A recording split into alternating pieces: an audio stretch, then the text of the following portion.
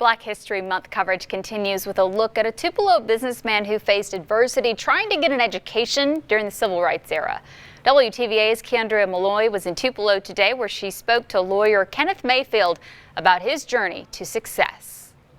Here at Mayfield Law Firm is where Kenneth Mayfield started his first law firm in Tupelo, but before that could become a reality, he had to go through many obstacles as an African-American man in the Civil Rights era. We were demanding some change at the university.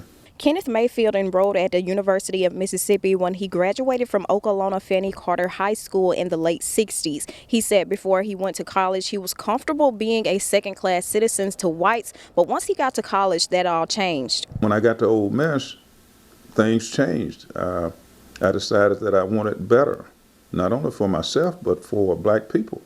And I decided, many of us decided, that we were no longer going to accept this second-class citizenship.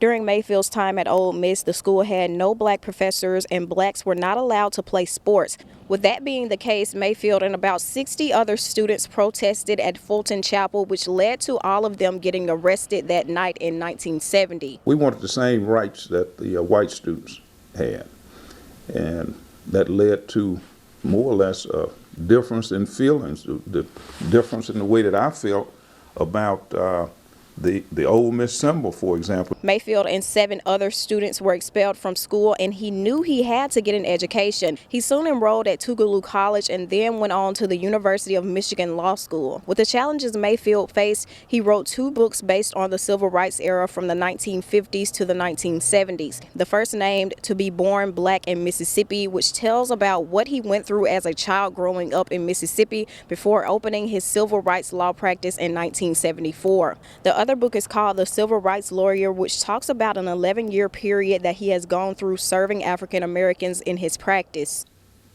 Community work is what I do, and civil rights work was no different. Civil rights work, anybody engaged in civil rights work back in those days, I had to have a cause in mind. You didn't do it for the money.